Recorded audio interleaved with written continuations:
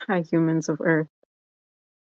It's your girl, Narice, the queen of mood boards. For those who don't know who I am, hi, I'm Narice. I'm a um, multifaceted artist, singer, songwriter, composer, producer, visual artist, and so much more. Um, and I did well. I mean, I couldn't even say that I watched the VMAs, but I mean, I you know gandered at the show from time to time, and yeah, I mean, mainly because like, my Wi-Fi was acting up and, the service was weird. I was trying to watch or whatever, but, I mean, I've seen some of the performances, so I'll just speak to that.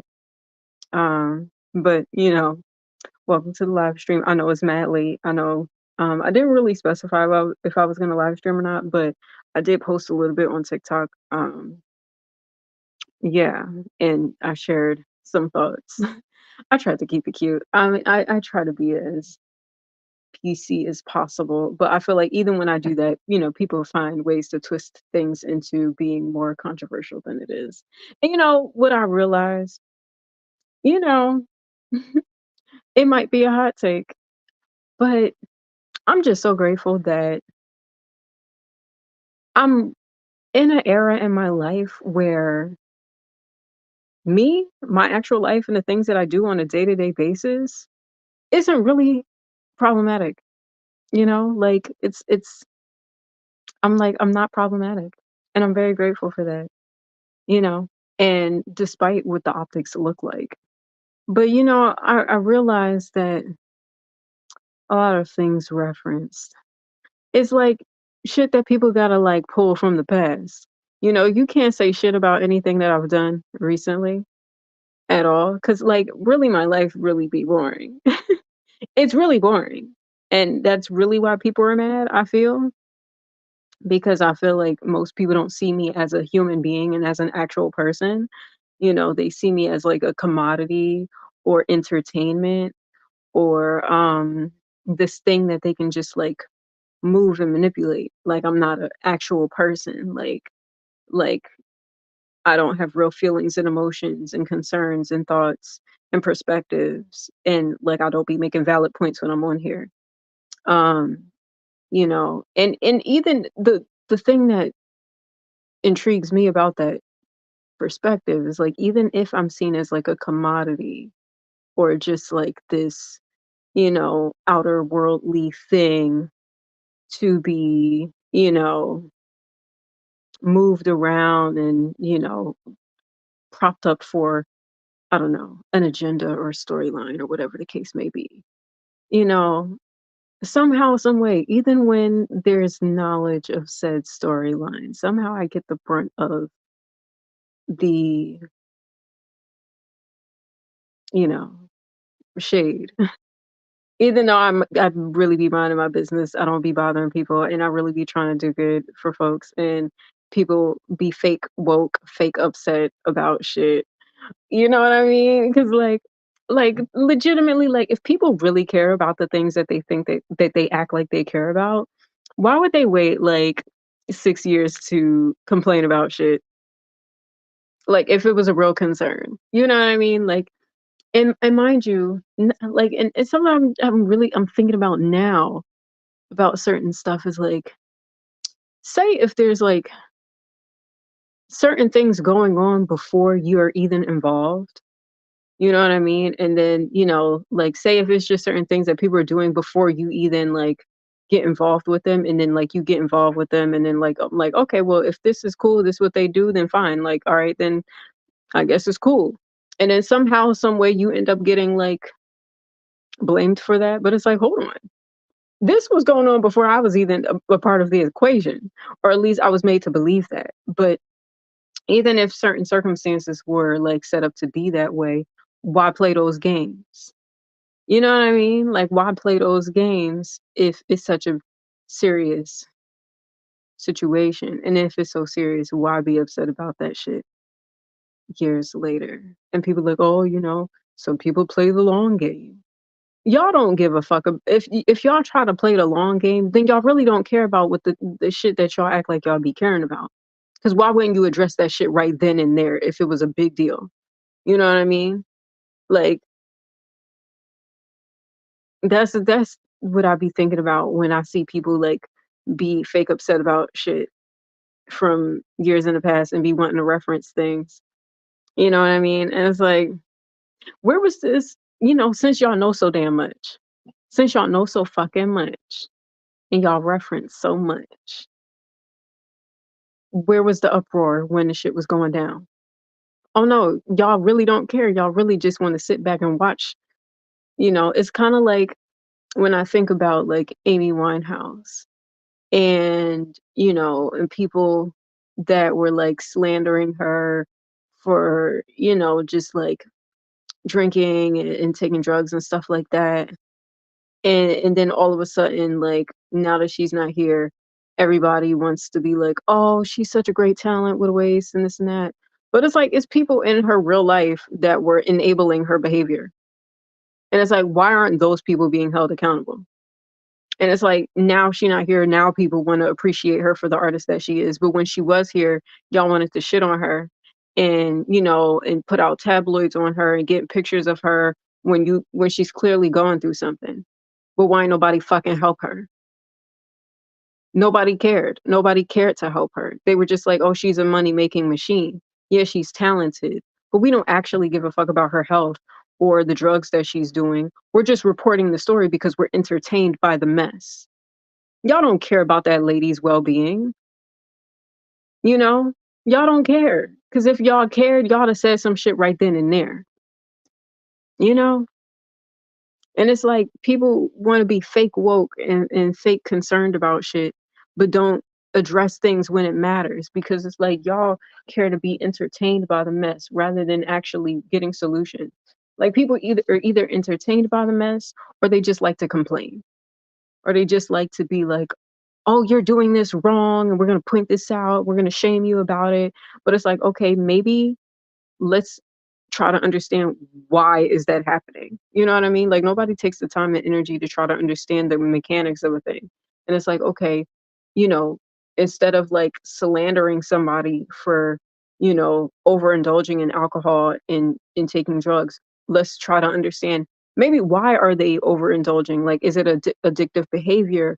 Are they going through a depressive thing? Like, what's the reasoning behind it? Instead of being so quick to attack people and so quick to just shame and slander folks. Why not actually get to the bottom of why they were even doing that in the first place? Maybe they were going through something where they were depressed or, they had a lot on their shoulders and that was a crutch for them to lean on at that time. And while y'all trying to shit on somebody and shame them, and why not actually try to understand maybe they going through something? So fucking help them. You know what I mean? So it's like, why people be so quick to attack and don't be considerate. And then the thing is, what bothers me is the fact that people be knowing what that folks be going through shit. Like some of y'all be knowing, like, oh y'all know, like, oh yeah, this person going through this because they had a fallout with their family or they stressed about bills and this and that. Okay, so if you know that what the drama behind the scenes is, and you know that that could have an effect on somebody's mental health, why the fuck would you shame them for that? You know what I mean? Like help them out, or at least be a comfort to them. And it makes me think to certain times in my early 20s when I was like drinking and smoking and stuff like that because other people around me were doing that. Like all my friends were smoking weed. My boyfriends at the times who I was dating, like everybody smoked weed. Everybody was having, whatever thing that were everybody was drinking and this and that. Like that's normal when you're in your 20s and you're grown and you're hanging out and stuff like that. And it's like, you know, why try to like shit on somebody? And granted, I know this video said it's about the VMAs. I'm gonna get to the VMAs. I'm gonna get to the VMAs in a second. But I just wanted to say that specifically. But it's just like if you see people going through stuff and you see, they might not have the best habits. Like, okay, my point in saying that is like, you have people around you that try to enable your behaviors. And, and you're around people who might be going through stuff. Even though like I might not have had the healthiest behaviors or the healthiest um outlets in terms of those things, and neither did some of the people around me. Like I know people like my exes all would like smoke weed and chain smoke cigarettes, and it wasn't healthy for them. But they all were going through shit. They all had family problems and family dramas and mental illness and stuff like that. So I tried to be considerate of those things, and if I could be a positive influence in one way or another, I would. And and I would take in the things into consideration in terms of like trying to provide healing. Is like, okay, like, for example, since, some people like to make references and, and I'll reference the positive things. One of my exes had really bad eczema, and I would try to look up different products and, different things like maybe natural like soaps and lotions and stuff like that to try to aid in that. You know what I mean? Because that's just the type of person that I am. And I care about stuff like that. On top of the fact that like, there's unhealthy habits and all those things.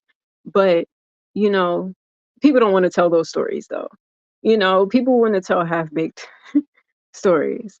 But not when you sit up here and try to put your time and energy and money and research into different products for the people that you care about that can assist in their well-being, or times when you show up for friends when they going through stuff and they depressed, and and you don't have all the answers, and we both struggling, but whatever, I'll just, let's sip a drink and we gonna figure it out, and I'm here with you while you going through it, because that's just the type of person that I am. And the thing is, like, when people in my life was going through the darkest times in their life, I was there for them. And I ain't have all the answers, and I might not have had the best, advice. And there might have been times where I enabled certain behaviors that wasn't really the best. But when it really mattered, I was there. And I looked out for them, and I understood, you know, you might not be at the healthiest in your life because of the things you're going through. And I know what you're going through right now. So I'm not going to shame you. I'm not going to kick you while you down. I'm not going to, I'm not going to try to slander you while I know you're going through something, even though I know you could be doing better. And I know, you know, I could probably be doing better, but I'm going through my struggles too. But we both struggling. But while we struggling, I'm going to be there for you, because that's just how I am, you know? And it frustrates me when I see certain narratives where people don't talk about that and they don't highlight that, and people be so quick to judge and attack people and don't even like, since y'all know so goddamn much, y'all should know that a lot of the times where the things that people judge me for was at low points in my life where I was going through stuff, or the people around me was going through things. And when it really mattered, I was there for them. And unfortunately, when I was in rock bottom in my own life, people abandoned me. People left me out to dry, basically. And I was like, damn, when you was going through it, I was there for you. I ain't judge you. I ain't try to kick you back in. I had limited resources, but I cared about you, and and I would try to help how I can. But when it's my turn, when I need help, when I'm going through it, when people gossiping and shitting on me, and I need somebody to like have my back, where's the support that I've been given? But people don't want to tell those stories. So I'm gonna tell those stories. Since people know so much, but they, people, I don't know. I don't know what people know. And I know that if my life was anything like the Truman Show, I'm sure there's editing involved and people would edit to certain storylines that work to benefit certain agendas. But this will tie in to the point. But I just say this to say, like, you know, people could anyway, I'm grateful because my life is not problematic. My life is not problematic right now. The only thing that people can say about me is old ass shit, things that I've healed from, things that I've grown and evolved from, relationships that aren't even relevant in my life anymore. Like people gotta pull all the way back to the fucking past to shit that doesn't even resonate with my frequency right now. Like certain shit that happened in relationships that I wouldn't even tolerate today because I've grown and I've learned boundaries. I've learned, self-respect and values and certain things that I'll tolerate and what I won't, and even in certain instances, like I've been sober for like several years now. And I used to like drink a lot, hang out at the bar all the time, and, just have drinks back to back and smoke weed because everybody around me was doing that. Like everybody, like all my friends was drinking and smoking weed, all of them. And I had different friends in different groups. Like I had certain friends that were musicians, people who I went to school with. I went to different schools, so different friend groups in different schools, different like work friends. Like either people smoked weed or drank or whatever the case may be. So it was a very normal thing. Um, and and everybody enabled each other, and even though everybody was going through their shit, I feel like at the time, like people were more understanding and less judgmental, um, or just didn't care to speak on certain things and be like, yo, you probably doing a little bit too much. You know what I mean? And it's frustrating when, people wanna be like, oh, but I remember when you was doing this. It's like, okay, but am I doing that now? And when I was doing that then, why didn't you say shit then? Hmm? You know? And also like again, like I said before, it be shit that be going on in certain like environments before you even get there, before you even like say, like say you have like a boyfriend that drinks a lot and and he been drinking before you even started dating him, and then you start dating, and so okay, like all right, well I guess if he drinks a lot and this is cool, then I guess that's what, okay, I guess that's what we do, whatever. I'm not going to judge him for it because everybody be drinking, for the most part. I rarely had friends that were like completely sober. Even friends that didn't drink a lot like definitely drink sometimes. Like I I don't remember if I had a friend at the time that didn't drink at all. Um, and but yeah, and then all of a sudden, like say, you pick up on drinking more because you're, hanging out with people who drink. And then say you get to a point where you're like, all right, I decide I'm not gonna drink like that anymore. I'm gonna be sober and have been sober for years.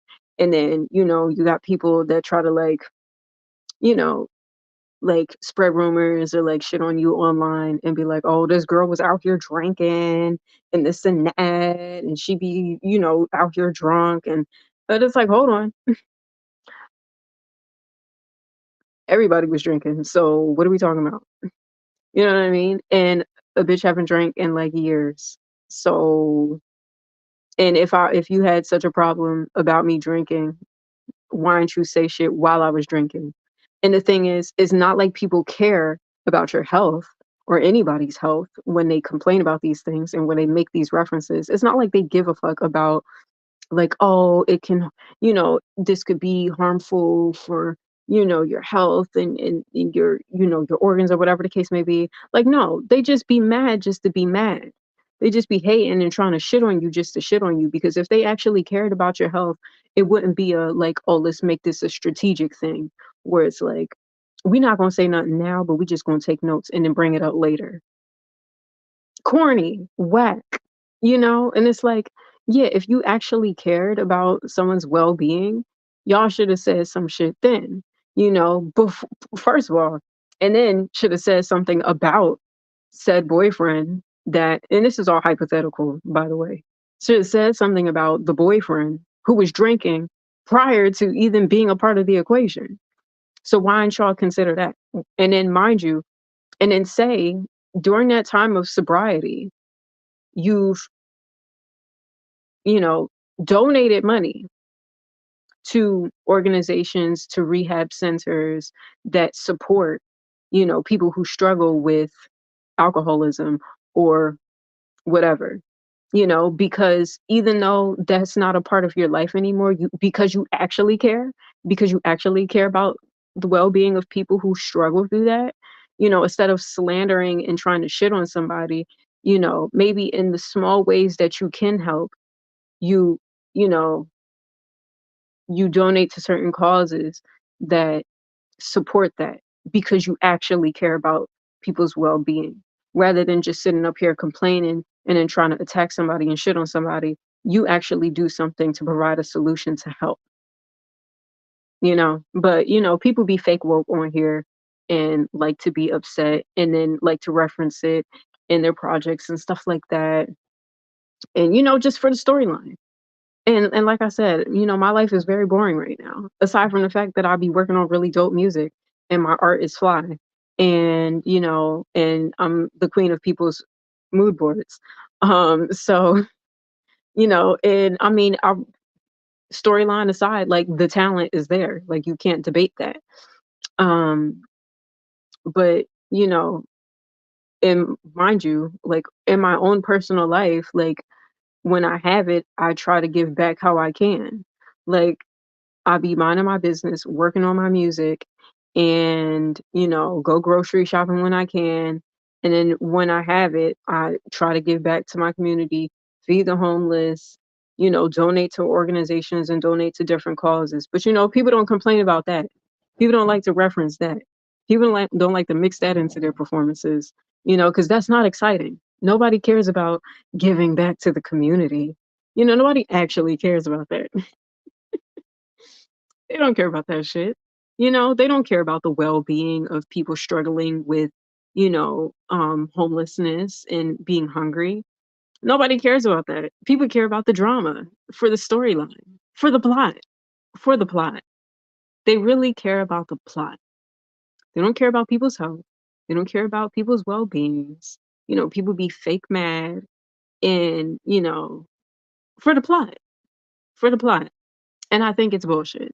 And I'm grateful that I'm in a stage in my life where my life really it's just creative and boring. Well, my creativity isn't boring. My creativity is actually pretty good and talented and quality work with the limited resources that I have, because that's what I focus on. That's what I put my time and energy to, on top of trying to get things together in my life, aside from dealing with the witches and warlocks of the world.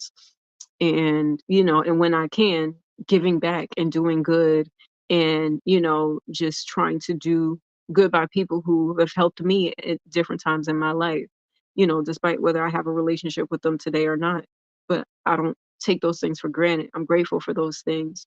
And when I can, I try to help and give to those people, even if it's something symbolic to, like, say a friend of mine who I haven't spoken to in a long time, has a son with autism. And even though I might not be able to speak with them directly, but symbolically, I've donated to organizations, supporting autism, um, because that matters to me. Like I actually care about that shit. You know what I mean? And I feel like, you know, that's something that's a direction towards solutions, towards helping, and people don't talk about that. People just like to be loud and upset, but don't actually talk about solutions and don't actually talk about, okay, how can we fix issues? How can we provide help? How can we provide resources in healthy ways? Like, nah, people just love toxicity and the drama and, just the low vibrational negative things and things to stir up shenanigans rather than say, like, okay, how do we heal from this? How do we move forward? How do we help? How do we fix different issues and create something that provides betterment for everyone? That's the type of time I be on. That's why I don't be hanging out with a lot of people, because y'all are weird and y'all just like to be low vibrational and y'all love to slander and attack people and do all this weird symbolism corny shit. And and my thing is, like, how y'all helping? And if y'all really want to help, y'all to help a long time ago. You know what I mean? People will sit up here and lead you into the lion's den and then shame you for, you know, being like roared at by lions. You know what I mean? Like, you know what I mean? Like, it's I don't know, it's crazy. Like, I feel like we live in a world where people, like I said, like, like the analogy with Amy Winehouse. It's just like people shamed her for, being drunk and, being out looking crazy, but nobody thought like, you know, maybe she's going through something. Maybe something's wrong here. Maybe we should try to like help her and see like why is she out here drinking? Who's enabling this behavior? Who's giving her the okay to do this and why is nobody helping? Oh, because they don't care about her health. They care about the train wreck for the storyline to sell the magazines, to sell, the tabloids and to, put in the blogs and the shade rooms and all of that. And I mean, no shade to those, organizations, but I'm just saying for like people love the drama. People love the drama and then will egg her into the drama. You know what I mean? Like walk her into it so they can sell the thing, basically attacking her for the drama. And it's like, okay, if she's and then mind you, this is the type of society we live in. Say if Amy Winehouse got her life together and she started turning her life around and she got sober and she got clean, you know, then y'all would say, "Oh, the music is whack. The music is corny. We don't want the music anymore. We don't want it." That's the type of community that y'all be a part of, and that's the type of shit that y'all build and push. You know, if Amy Winehouse would have got her life together and got clean and got healthy, y'all would have shitted on her. Cause y'all do this, y'all do the same shit with celebrities today, where and this will tie into the VMAs in a moment. Like that whole thing, like, and I've said this before too. How people say, "Oh, Mary J. Blige music not good unless she going through something." How fucking toxic and selfish and inconsiderate. And it's like, why can't we just enjoy the like? Let's not act like she don't make happy music. She makes good music. Like Just Fine was a bop, you know.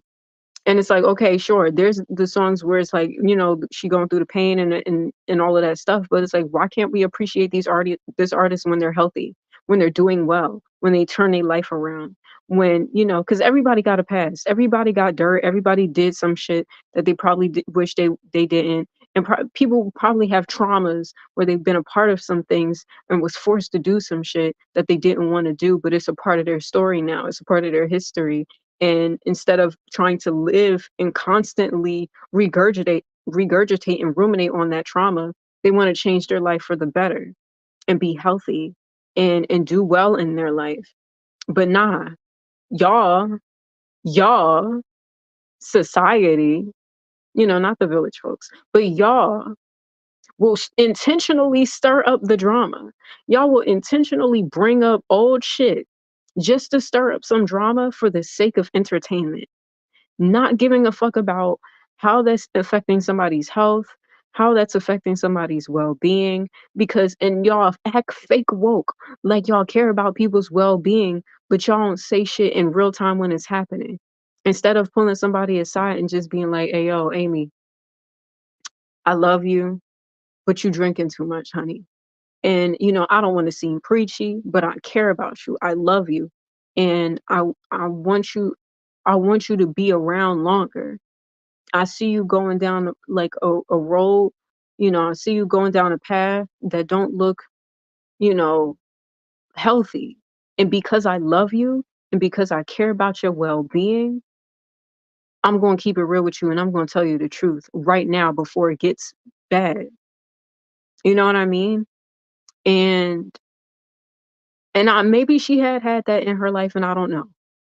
I feel like she probably had some friends in her life that cared and did have those conversations with her. And again, those people have to want it themselves. But it matters to have people in your life that will pull you to the side and let you know when you slipping. And instead of watching you slip and then laugh at you when you fall and then try to shit on you for losing your balance. As if they wasn't some of the people that stuck their foot out and hoped that you tripped. You know what I mean? And I feel like in entertainment, there's a in society, y'all don't care. Y'all don't care about, and don't get me wrong, like I think turning traumatic situations into comedy or finding comedic relief can help you heal in a way, and it helps you get through the trauma and finding the funny in things that have been shitty in your life is a way to get through it. But I do feel like people are genuinely unserious and they don't care. They act like they upset about shit because it's like, "Oh, you did this wrong, so we gonna get you." But it's like, "Okay, instead of trying to get me, why didn't you help me when you seen that I was slipping?" Nah, instead, you put the banana peel on the ground so a bitch could slip and then gonna blame me for falling. Come on now. Like, and the thing is, it's when educated and smart people do that shit that's really disappointing to me. Because it's like you got. I would like to think that some people out in this world got common sense. You know what I mean? I would like to think that people in this world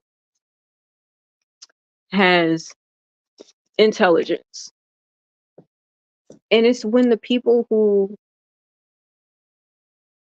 like I said, like they'll put a banana peel on the ground, watch you slip, and then blame you for slipping,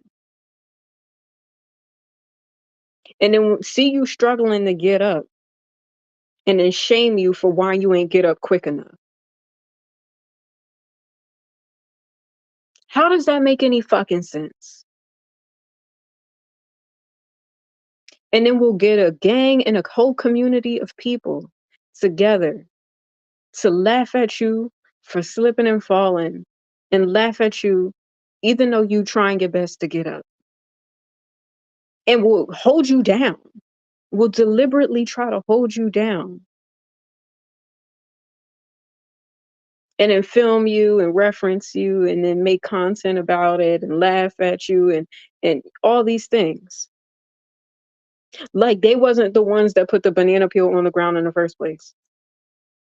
Now watch. And speaking of these Hunger Games, watch how a banana peel gonna show up.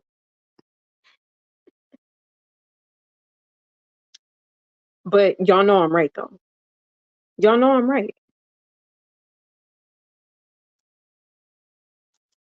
Y'all know I'm right.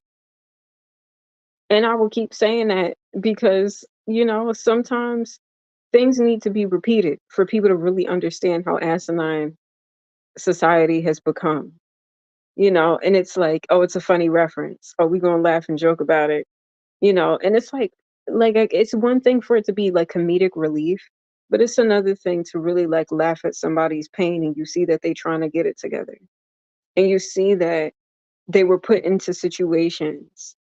It's not like the shit started with them. You see that they were put into situations that was some bullshit. You see they just trying to get it together. They're just trying to present solutions. They just trying to figure it out. And you laughing at people while they struggling. You laughing at people while they trying to get their life together. And you blaming people for shit that didn't even start with them. And it's unfair. And it's like, you know, anyway, I said what I said. And y'all know I be speaking facts and y'all know I'm right. And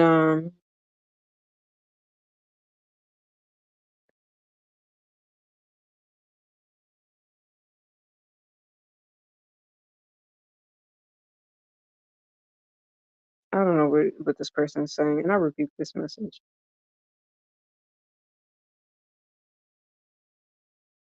Anyway, but okay. So I said what I said. I don't want to be preaching on here all the time. I do want to actually have some fun live streams. It's just, circumstances of my life, call for me to, I'm going to speak fact and speak truth to the nonsense that be happening in this world. And I will call it out until there's more people that are bold enough to call it for the bullshit that it is. And I appreciate the people who do see the bullshit and call it out for what it is. You know, but anyway, um so VMAs, right? I'm gonna just keep this part brief, and I'm gonna try my best to keep it as cute as possible.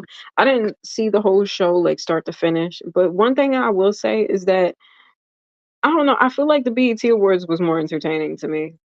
Like I don't know. I feel like shout out to whoever was the showrunner and producer of the BET Awards this year. It was a good show. Even the performances that people said was like lackluster, I felt like the lackluster performances of the BET Awards was more entertaining than some of the stuff that was there at the MTV Awards. You know, but it's not like y'all care about my opinion. Y'all do, because y'all gonna put me on the mood board. So it is what it is. And it's not saying that people aren't talented. Like there were some really good performances, like Teddy Swims.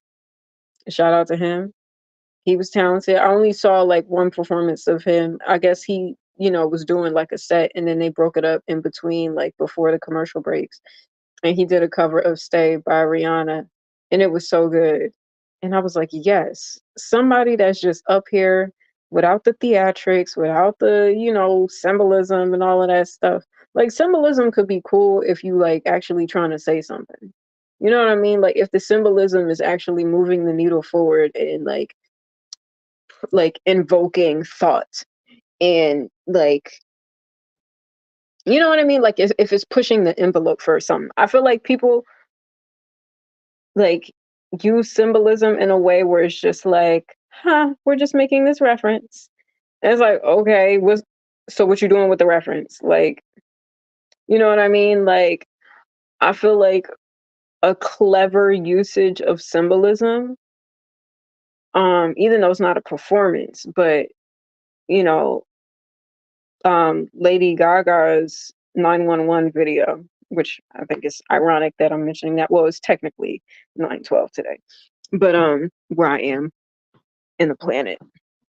But if you've ever seen that video, I think it was on the Chromatica album, which I hadn't listened to the whole thing. At that point, I wasn't really following Gaga as heavily at that point, but I felt like that video was really dope. Hi, it's my fur baby, y'all. And I felt like it was such a good usage of symbolism. And and it felt like it was actually like there's a message with the symbolism. You know what I mean? Like I feel like people are overusing symbolism at this point. Like I even if it's something where it's like I don't agree with it, or maybe I might not even like it, but if it's done well, I'll give the credit where credit is due. You know what I mean? And I just feel like people be overdoing it and it's like, okay, next. Who hasn't done that? The whole you know what I mean? Like, I don't know. It's just some of it is like played out. Um,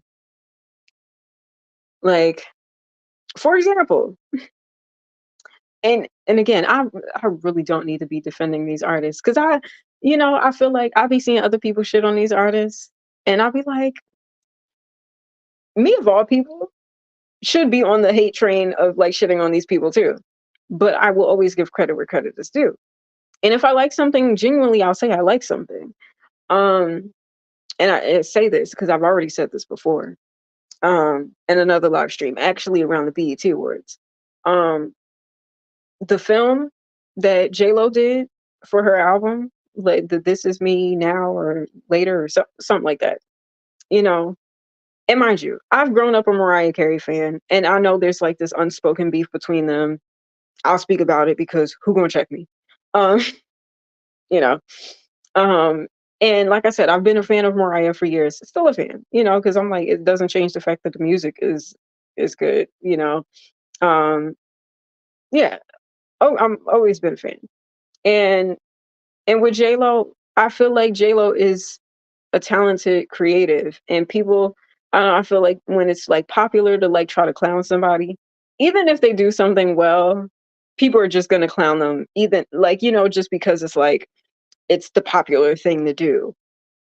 And I feel like when she put out that film, you know, I don't know, maybe it was just the videos that I was seeing. I was seeing people like literally do like dissertations trying to break it all down and basically like try to say like it wasn't all that great. I actually feel like the film wasn't that bad. I feel like Me of all people. If my life were anything like the Truman Show. Again, I don't have any reason to have to defend these people, But like I feel like the songs were good. It was really catchy melodies, good instrumentation. I feel like the music was good. The dancing was good. She had Paris Global, I think Global. Sorry if I pronounced her last name wrong. She had her do the choreography, and there was other choreographers as well. Sorry for the other choreographers whose name I didn't know. Um, and I feel like the message that she was trying to convey, like the symbolism that she was trying to do, in the film, like I feel like there was a message. It wasn't like she just throwing it together to be like, all right, watch this dance video. Like there was intention and thought put behind it. Now, do I feel like it could have been done better? Maybe, probably. But then at the same time, if you watch the documentary, she was trying to get funding from, these studios and they weren't really seeing the vision. So she funded it herself. She was using her own money to make that film, which I respect. And mind you, she's doing the music, recording the songs, learning the choreography, directing the film, and I can respect anybody that really puts the work and time into something and it's a passion project and they're doing all the things. You know what I mean? And it's like, okay, you're performing, you're directing, you're producing, you know? And so again, I have no reason to defend any of these people. I don't. But I feel like aside from the fact that it looked like, when at the end of I'll just spoil this, at the end where the little girl or her younger self turns into the flowers and the flowers goes into the furnace thing and it's like, is you trying to cremate the kid? Like, what are we doing? Um, that was the only thing I'm like, okay. But aside from that, like I felt like the choreo was good. I felt like the music had was catchy. Um, but because it's for whatever reason, it's become a thing to you know, try to joke on J Lo that people just do.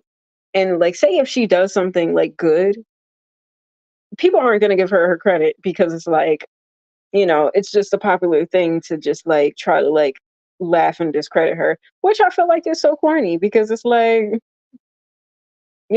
she's still around, she can still put a dope performance together. We want and even the other thing, I've said this before too.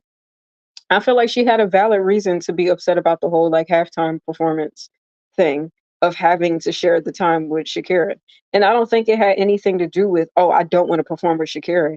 It's just the fact that one, they're both Hispanic Latino. Sorry, I know there's a specific difference between the two, but they're both women of Latin heritage. Um, I hope I'm saying this right. Please forgive me for not knowing the specifics, but you know what I'm trying to say. And the fact that they were they had to share the stage. Shakira could have performed that whole thing by herself, and J Lo could have performed that whole thing by herself. They both have enough hits to do a full performance, but the fact that they had to share the stage and it's only 13 minutes, so you got to split 13 minutes, like and she's used to doing performances a lot longer than that. I get what she was trying to say.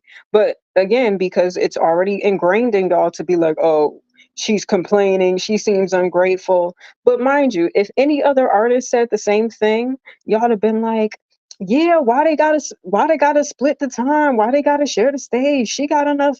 If it was somebody else, y'all understood exactly what she was trying to say.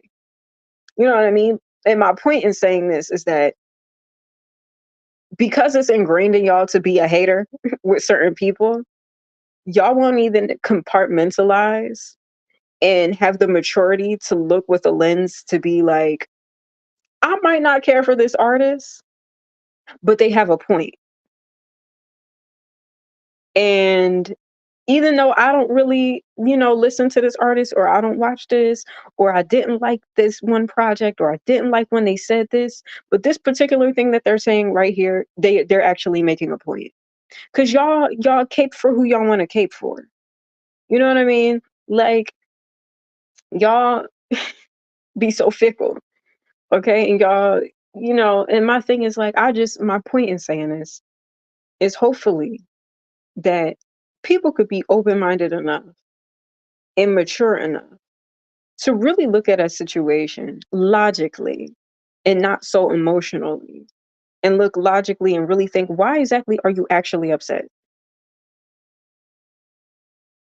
Are you upset because of the issue or because you don't like that person? And why don't you like this person? What happened to make you feel that way? And who was responsible for that? You know what I mean? And okay, and say fine. Say you don't like that person. But in this particular situation, taking your emotions about that person outside of the scenario, do they have a point? Some of y'all just be like wanting to be combative because you don't like somebody, even though you know they're right, or the situation around somebody is fucked up. You know what I mean? And yeah, that's, I don't know. I'm complaining about society. But and my thing is, like, I don't want this to be a complaint, but it's an observation and it's really a call out, and I feel like it's necessary to call out society because it's like, because I actually care. You know what I mean? I'm not just going to sit around and watch society fall, and then because I'm playing the long game, I'll wait years later to address society's issues. No, when I see it, that I'm going to say something. And it's not just because I want to sit up here and complain, but because I feel like we could be better as a people. Because I actually care about people. Because I actually care about society, you know? And yeah, and I don't want to just like spew hatred for no reason. Like, yeah, things frustrate me, and sometimes I can be rageful because of it, because I feel misunderstood. And I feel like people, like, I'm right, but you're giving me a hard time. Why? And what really bothers me is like when you know the backstory and you know that I don't know the backstory and you know that I'm sitting up here trying my best and you still going to try to give me hell for what reason? Knowing that other shit be playing into this to the BS. Like that's the thing that really like grinds my gears. But I know there's people who see this. There's people who hear me and know that I'm like I'm speaking facts. There's people who's like, yo, she's spitting. She Like, I know y'all don't like this girl, but everything that she's saying is facts. Because it is. And y'all know it is. Y'all know, like, it's facts. But y'all playing to the BS anyway.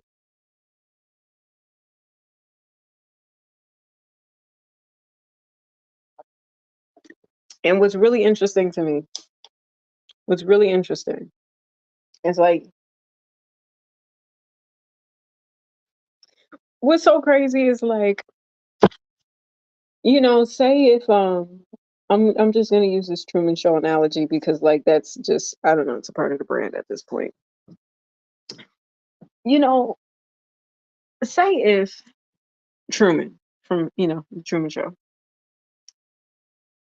mind you, living in a fake reality, living in a reality that's orchestrated around him, like his mom is an actress, right?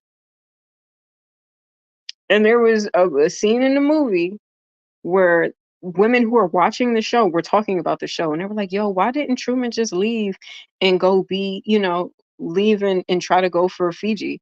And they were like, oh, because his mom was sick and he's really nice and and he felt like he needed to be there for his mom. His mom that was acting. And he still was there to take care of his mom, right? That's one point. But say hypothetically, there's a situation where, I don't know, let's say there's a turn of events on the Truman Show, and it becomes more like a witch hunt, and it becomes more like a thriller, kind of a storyline for entertainment, right? For shits and giggles, at the expense of Truman's mental health and well-being. For shits and giggles, let's just make this a thriller and, cook up some bullshit to blame Truman for. And then, let's just have the town folks just try to like go after him over some cooked up BS, you know, some Hunger Games. for shits and giggles, for entertainment, not because it's a real scenario, but, and mind you, while under stress, and, mind you, he has a full-time job. So he has a job, trying to live in this society, trying to be a good husband to his wife, at home, and mind you, working a fake job, but whatever. Meaning her, like, cause she was working at a hospital and he went up to the hospital and the motherfuckers wasn't really, it wasn't a real hospital, but whatever. And say like, the Truman Show turned into like a thriller, right? And so, he's dealing with people attacking him. That's gotta be very stressful. You know what I mean? Like, if you were in his shoes, that's gotta be stressful to deal with. Like, oh my gosh, all these people like attacking you and you don't even know why. Like, what the fuck is going on? You know? And say like just out of like just sheer like desperation to like try to fight off this energy and protect himself in some way, and it's like the people that he would go to, like his friend, like his mom, you know like his wife, that's supposed to be his support system, he slowly but surely finds out that they're all faking, right? But this is real stress for him. This is real, despite how fake this scenario is. This is real stress, you know, and over fake drama, but okay, right? And say, like, he's dealing with this witch hunt and shenanigans and all these things.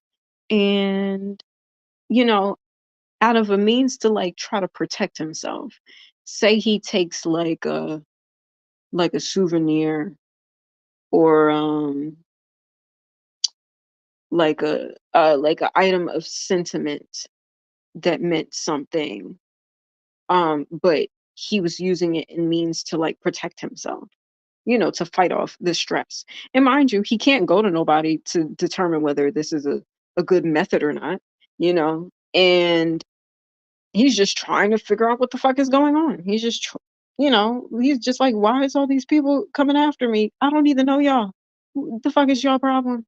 I'm just trying to go to my job and live my life, and I'm going to my wife, and you know wife acting like shit is cool and shit is normal, even the whole time she knows that he's being attacked and does nothing.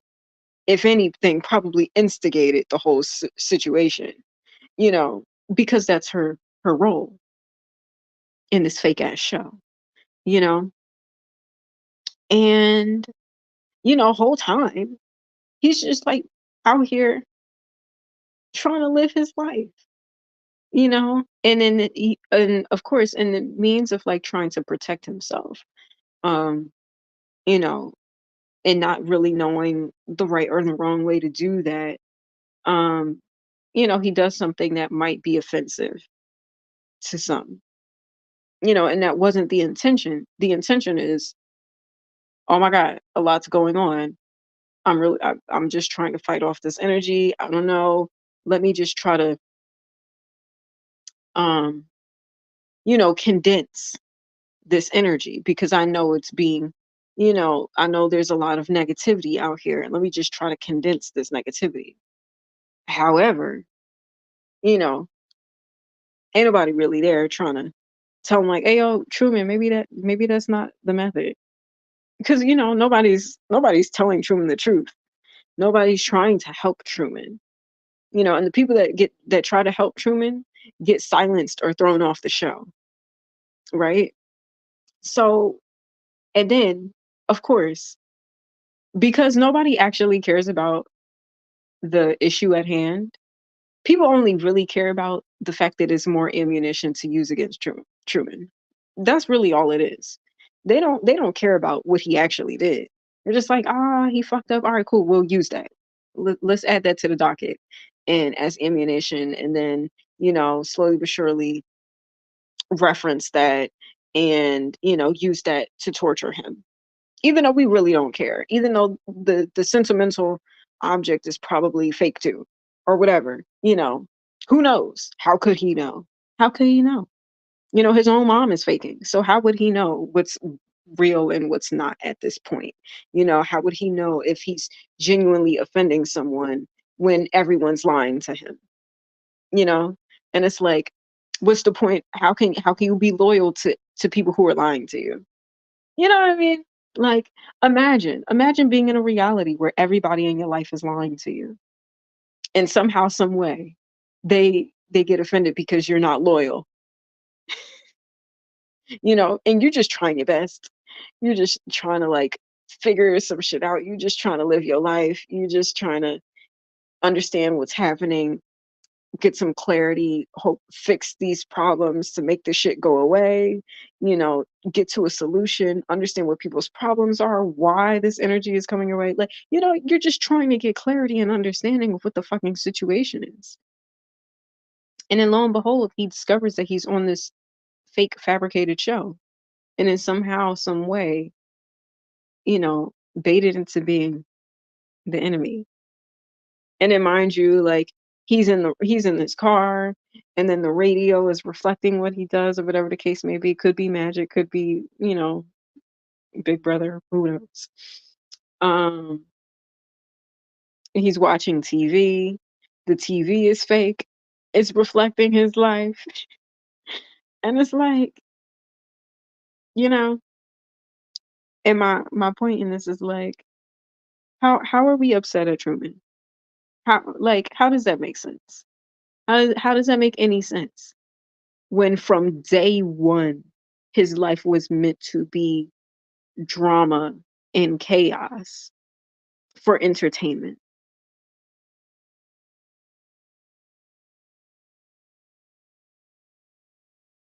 Am I lying? Am I lying? Am I wrong? No. Y'all know I'm not wrong. Y'all know I'm right. From day one, from day one, out of the a million days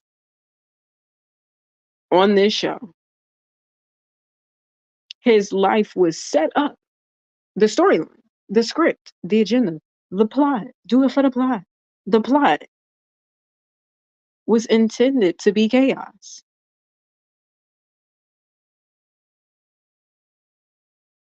But we got to make moments of trauma.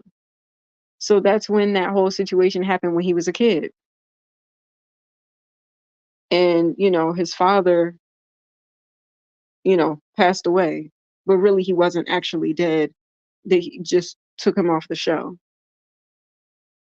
But, they had to create a realistic moment of trauma.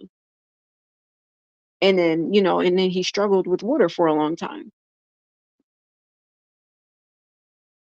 And I keep saying this, and I'm gonna say it again because it's asinine and ridiculous, and y'all know this. And when he goes to his mom after seeing his dad, because he snuck back on set to see him because one of the few people that actually cared about him as a person, because he is a human being and a person, you know. And after seeing his father, and everybody just kind of wisp him away, and he's like, "Okay, what was that about? That's weird. That's crazy." And then he goes to his mom, and it's like, "Yo, wait, hold on. What the fuck is going on? What the fuck really happened with dad? Like, what actually happened?" And she's like, "Oh, this and that, and look at these pictures, and you know, look at the pictures, the fake pictures." And oh, Truman, I don't blame you. I don't blame you for what happened to your father. You can't blame him. How you gonna blame him for some fake shit?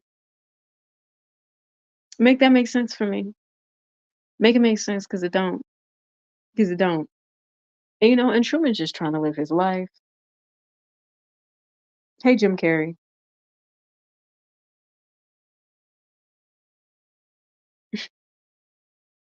Hey, Jim Carrey. I hope you're doing well. I really respect the fact that you're willing to make your money and chill and be painting and making these dope paintings because the fugazi shit that be happening in this industry. Like when he was on the Jimmy Kimmel show and did the whole symbol thing. And he was like, "Don't act like you don't know what this is, Jimmy. Don't act like you don't know. You know."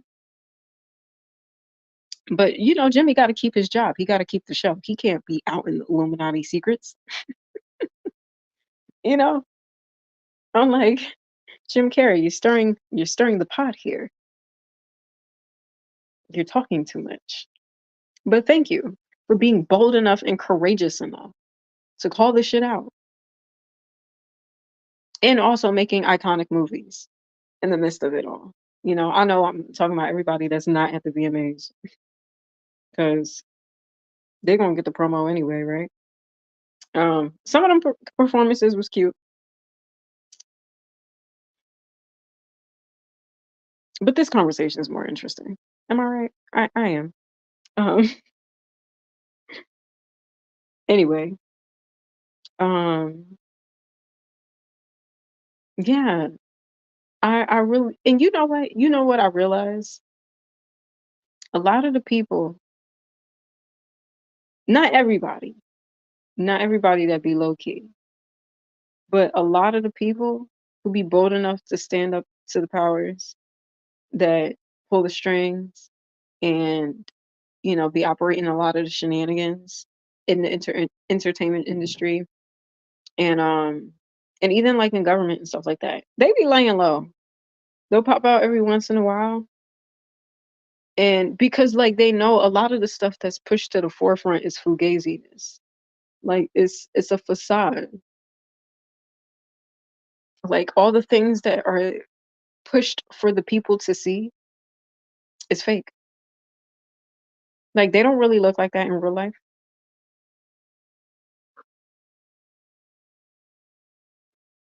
They don't sound like that.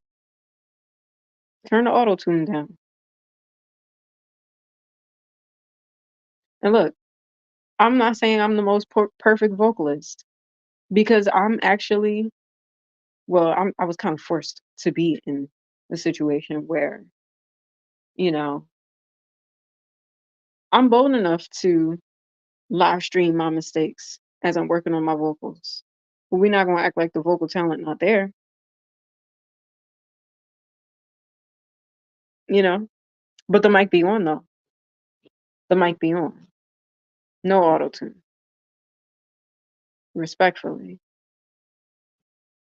And a lot. I don't know, and I realized like growing up, I really wanted to be like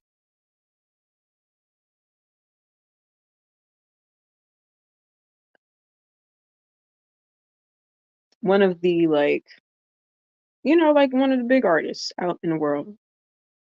And I feel like with time and focus on like artist development, which really like people don't even care to do that shit anymore. But I grew up in an era where people actually cared to focus on the talent and develop as an artist, whether they developed with stage performance and choreo and breath control and stuff like that. Like that's a lost art, and it's a rare thing these days. Like, and even the generations that came before me, like it was a point where there was so much talent, you didn't know who was going to win awards. It was like, the award could go to anybody. I wouldn't be mad. And I just feel like today is just not like that. And don't get me wrong, I'm not like there's definitely some dope artists out there and there's talented artists, but I don't feel like talent is at the forefront. Like if you got a cute look or you got just a catchy enough song. And I'm not saying no talent is out there. Like there is some talented artists out there, but it's not the main attraction. It's like the look, it's the glitz, it's the glam, it's the who got the hardest symbolism, you know. It's not like, oh, this bitch is dope. You know? Like it I don't know. But you know what? I will say, I'll say some positive things. I think Chaperone's performance was dope. I see why she has the hype that she does. I'm not crazy about all the songs, but I like her vibe, and I like the performance that she did tonight, wielding the sword, you know, like a warrior goddess. I know what that's like. Um, and who else? I think I saw Glorilla's performance. I think that was pretty cool. I think she's growing as a performer. Like I feel like every time I see her, she gets better, and I love that. I love that for any artist. Um, I'm like, yo, she's really, I feel like it's not like, oh, she got a few hit songs. I feel like she has the potential to really like be in the game for a while and be um like up there. I like Glorilla a lot. I think she had a dope performance. LL Cool J performed. I know he just put out an album, and I think that was dope that he performed at the VMAs. Um, because I feel like he's one of those artists that transcends generations. He's a legend in hip hop, and then transition to acting. And then there was a point in time when he was hosting the Grammys like every other year. Um, and it's cool to see him back in music. I haven't listened to all the songs. I heard some of the songs, and they're pretty good. And I think the whole thing is produced by Q-Tip, who is one of my favorite producers, someone that I've grown up studying and inspires my own production. Um, so yeah, I love that for him. And I love that he gets to like, remind the new generation like who he is. And he looks amazing for his age. I don't know how old he is, but he don't look it. Whatever it is. Whatever his age is, he don't look it. Um, but it is dope to see him perform and put music out for the next generation. You know, I'm sorry. Something that I wanted to say on one of these live streams, I've been meaning to bring this up, was that, I feel like there's this resurgence of like old school legends that's happening in hip hop specifically, and where I think Common and Pete Rock just put out an album together, a joint album. MC Light just put out an album. Um, who else? I feel like somebody else. I think I remember seeing Rakim on a song with somebody. I think he might have been on a song with Common and I don't know if he put out a project out, but I remember seeing Rakim's name in the midst of some. Now, mind you, I haven't listened to these things. I've just been seeing the names and seeing like the drops. I'll listen to it eventually. Um, when the time is right, because I gotta protect my ear gates and all these things, and I don't really know what all everybody stand for, but just for the sake of like the fact that they're all legends in hip hop and have paved the way, um, I think that's dope. And I think I was seeing a conversation on, I forget the name of the podcast, but it's a podcast with Elliot Wilson and I think DJ Head is on there. And oh, forgive me for not knowing the other person. I forget exactly. But there's a podcast and they talk hip hop and they talk hip hop journalism and stuff like that. And they were talking about um MCs like Cool J coming out and like, feeling like they have to compete with the young kids, but like they're in a different class. You know what I mean? Like they're in their own lane, but it's like, okay, where do they go to push the albums when like the legacy acts come out with new music? And it's like, okay, what radio stations are gonna play their records? Because it's not like, they don't need to compete with the little Uzi Verts and the Lil Yachty's and the Travis Scotts and stuff like that. Like they don't. that's not their demographic. I mean, although they can have an appeal to the younger generation, so they can remember like, oh, these are legends, and kind of like trying to think when. I mean, I guess that could have been a thing when when LL was putting out music in like the early 2000s, and you know, I didn't grow up on his stuff that came out in the 80s. But I remember when he put out music in the early 2000s, and it was playing on, like, 106 in Park and stuff like that, and it was reintroducing him to a new generation, um, and so, I was excited to see him perform, just as a legend in hip hop, and me being a hip hop fan regardless of the shenanigans, and me always just loving to see, like, the legends be celebrated and get the credit, and and just like the love as legends as they are. That was dope to see. And and hopefully, like, his new music, because I mean he got a song with Sweetie, right? Which that video looks familiar, but that's beside the point. um well, certain details, not the whole thing, because I'm like there were certain parts where I was like, there's a lot going on here. But me being the queen of mood boards, darling. Um, anyway, but aside from that, because I'm mature enough to compartmentalize, which is what I want to challenge society to do. You know, LL Cool J is a pioneer in hip hop. He's a legend in his own right. It's undisputable.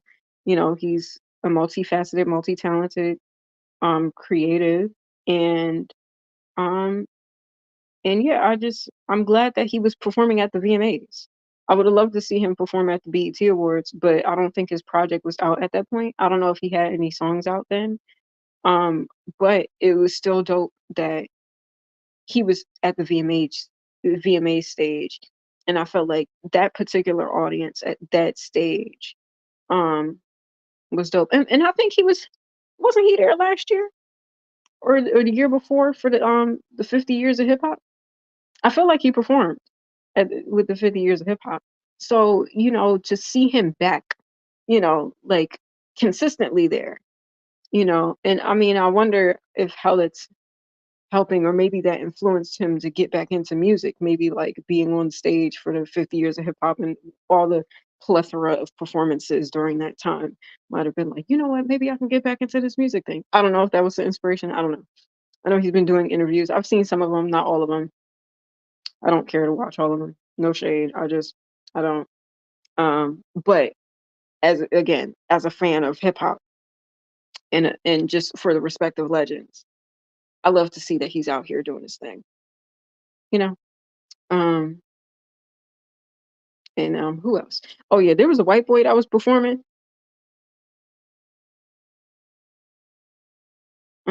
I forget the name of that song.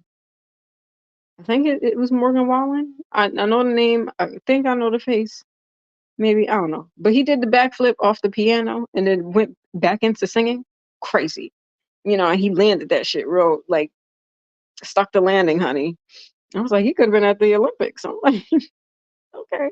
Looked like he was about to do the bios. So I was like, what's going on? Okay. I was scared for a second for him. I was like, nigga don't fall.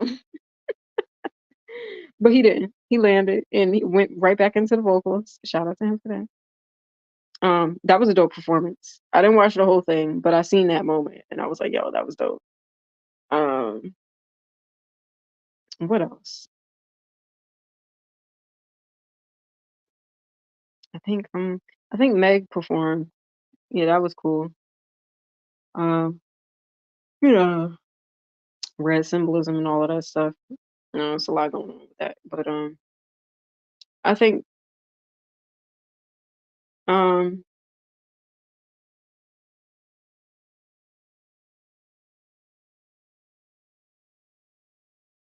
okay, I'll just say this.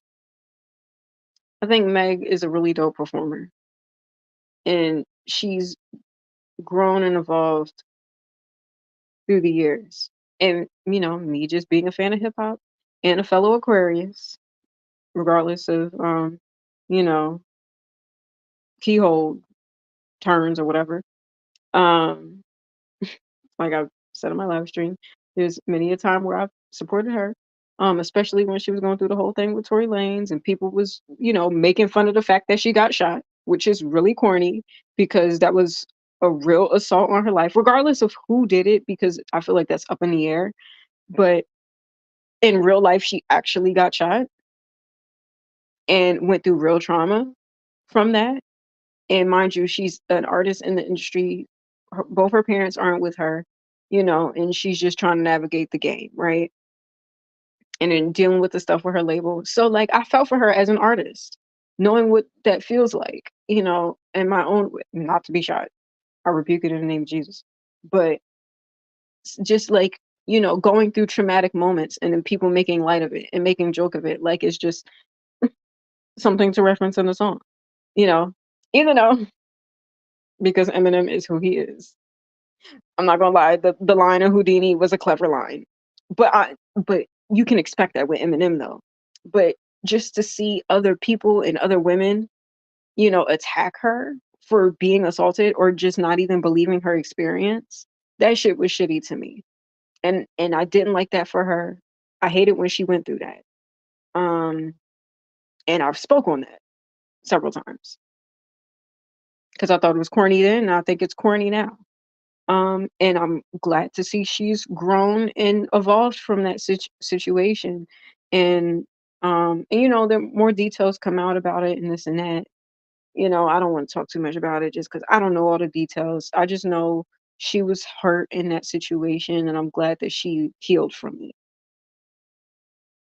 And um, I love the success that she's seeing right now, as an artist and as a performer. Like she's so good as a performer. My only critique, not that my opinion matters, but since I be on the mood board, might as well take notes. Um, my only opinion is that I feel like a lot of the performances look the same. Like, I mean, I don't know. I feel like it's gotten like and not in a bad way. Like it's not like they're bad performances. Like they're good performances. She get out there, she do her choreo, she rapping, the mic is on, she looks good, body is stacked. Like it looks good, but I don't know, for whatever reason, I'm just like, I don't know. It's something that feels monotonous. But it's not bad though. Like it's I don't know. I feel like in a good way she's built up a consistency where I know, okay, if Meg is performing, it's gonna be a good performance. She's gonna, do the choreo, she's gonna look good, the costume's gonna be dope, and she's gonna be rapping. But I feel like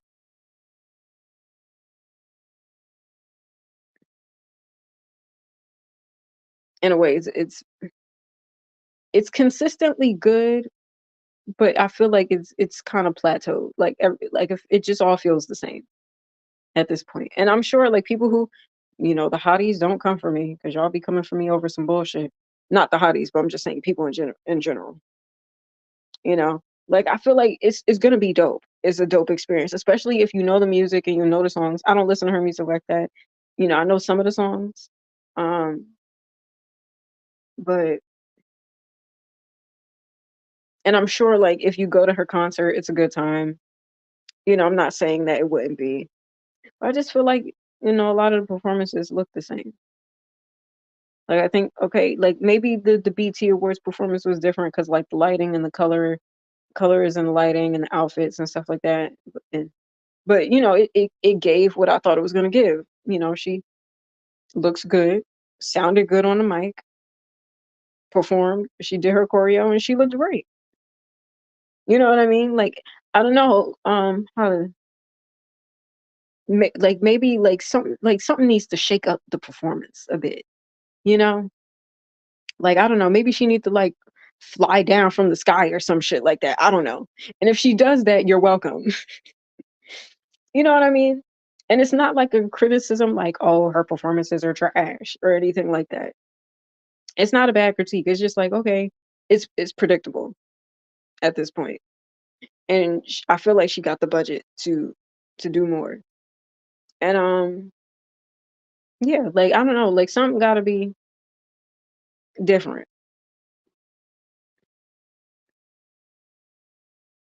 No shade, and there's no disrespect. It's just my opinion, you know. And like I said, it's not bad. It's just like okay,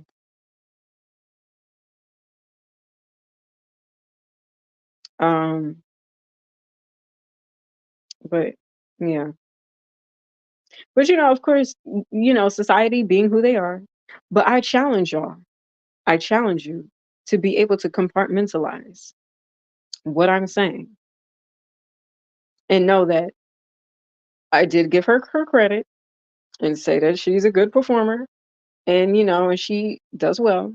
And I also said there was a point in her career when she was going through controversy and people were shitting on her, and I've supported her and I've had her back as an artist, and I don't need to because I don't know that girl. I don't know that lady, but I thought the situation that she went through was fucked up. So two positives, right? And the only negative, which really isn't even a negative, it's just like, okay, I feel like the performances like looks all looks the same. But they're good performances though. It's not like they're bad performances. It's not like, oh, she going up there and I'm like, oh, we don't know what we gonna get. I feel like, all right, Megan's performance is gonna be dope.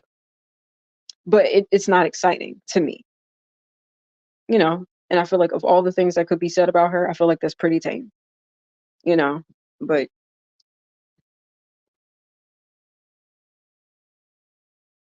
well, sorry. Um, not sorry. I'm not. Um, but but this is what it looks like to be able to compartmentalize. This is what it looks like to be able to, have an opinion about one thing and to have multiple opinions about a person where it's like, oh, I don't like that person, so everything they do is wrong, even though they are talented and even though they are good at what they do. And even though, yeah, when they went through controversy, it was a fucked up situation. And she was probably in the right. This is what it looks like to compartmentalize, guys. And it not be like shade or a jab at her, because that's not what it is. I'm giving credit where credit is due. I'm letting you know she is talented and she's dope at what she does. But I'm also going to be honest about my opinion, because that's what we're talking about on this live stream. Until we gonna get back into the musical things. It's just I've been all over the place, and just trying to get my own personal life together. Because I don't have a team. I'm actually independent. In a real way. Like I'm an actual independent artist on my own label, doing all the things. And then also I have like my own personal life as well. Just trying to, you know, move around in the world and exist um while dealing with these delusional witches and warlocks that again don't know how to compartmentalize. But I'm teaching you guys. This is what it looks like to compartmentalize. And be able to have a perspective about someone without, discrediting them and just blatantly lying, or just blatantly, completely like, you know, just being on a hate train just because you don't like somebody. Like, I don't dislike her, but I'm not like a fan or nothing. But again, I will give credit where credit is due. And this is what it looks like to do that. Um, because I know some society has a hard time. Um, so yeah. But anyway, yeah, society has a hard time being logical and compartmentalizing and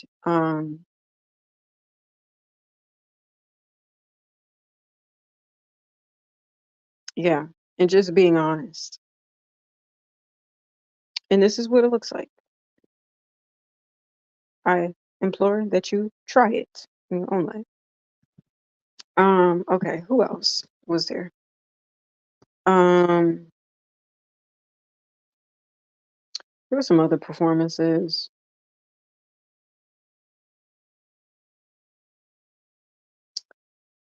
Said, yeah, I already talked about Glorilla's. I think Camilla, she performed.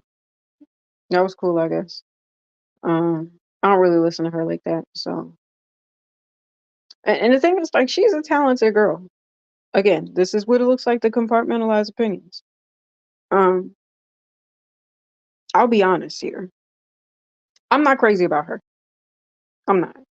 I feel like the whole thing with Fifth Harmony, mind you, I didn't follow the group like that. I don't know them girls like that. I didn't follow the music. I just from what I've heard about the whole like racism thing with Normani and just how like nobody really, came to her defense, or at least she might not have. And there's, rumblings of her saying racist things in the past. However, I don't follow her enough to be like I dislike her. You know what I mean? Like I don't know that girl. I don't know her. And she don't know me.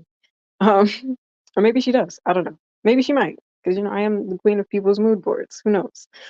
Um, and I saw she was on that Bacardi commercial. I was like, ah, this setting looks very familiar. Hmm. If only my life were anything like the Truman Show. But anyway, I don't, like I said, I don't follow her enough to be like I don't like her, but I'm not crazy about her. You know what I mean? But she is really talented, though. I think she has a great voice. She can sing, and she has a good look. Um, I think, um, that the Havana song was really big. That was the only one I really followed. I like the song that she did with Willow not too long ago, where she was dabbling into different. Was it her? Was that her? Yeah, I think that was her. She did a song with Willow, and I think that song was pretty dope. Um, and then she was genre bending. I thought that was really dope. I like that she didn't just like stay to one box. Um, no pun intended. Um, and yeah, I mean, it was I didn't really pay attention to all the performance because I was on my phone. And my Wi-Fi was cutting in and out. It was pausing and starting and pausing. But I do think overall, just from what I have seen, I think she is talented. I think she has a good voice. And yeah, that's pretty much it for me. And mainly because like I'm not gonna lie, maybe I am just a little bit biased. Just a little bit biased. Because when that whole thing happened with Fifth Harmony, um, I more so followed Normani more than anybody. Um, and I was more familiar with Normani as a solo artist than when she was in a group. Like when she came out with Motivation, and then that had like a big moment. And then just like the features that she was doing with Dancing with a Stranger with Sam Smith, and then Love Lies with Khalid. I hope I'm saying his name right. And just like seeing her as like a dancer and a performer, and then just kind of like following like some of her interviews, and I paid more attention to Normani. And not to put them against each other, but I'm just saying like from her telling her story and her perspective about what was going on with Fifth Harmony. Um, I never cared to like follow what was going on with Camilla. Um, but I don't feel like it's enough for me to be like, oh, I hate that bitch type shit. Like I don't know that lady. I don't know her. I don't listen enough to of her. But there are some of the songs that I do like. I like some of the Camilla songs. But what the fuck does she know about cameras?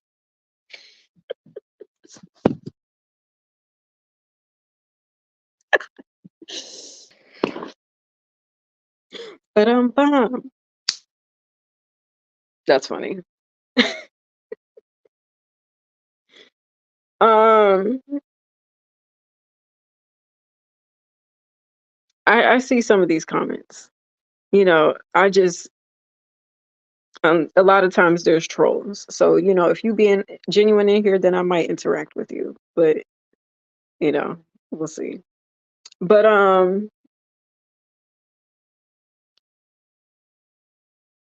it's very much giving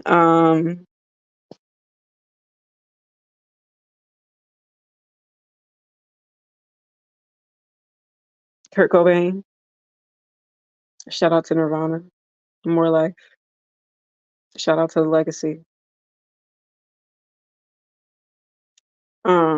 Shout out to Dave and the Foo Fighters. You know, still out here doing their thing, keeping the music alive. But yeah, anyway. Yeah, that's all, Camilla. Um, and who else? Who else performed? Trying to think. There was somebody else. Um,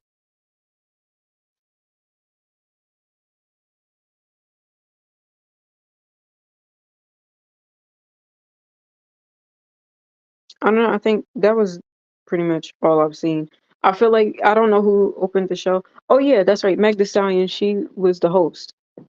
I didn't even know that. I mean, I did know that she was the host, but from what I seen, then again, like I was jumping around trying to like fast forward through commercials, and my computer was being slow. So there weren't really moments where I saw her like doing host things. I felt like I seen other people introducing other artists. Like, I don't know, I felt like there was another lady that I saw introducing people several times. And I was like, I for whatever reason, I was like, oh, maybe that's the host. I don't know. I forgot that Meg Thee Stallion was the host. So I can't give a fair opinion on whether I felt like she was a good host or not. I don't know. I didn't see her hosting much.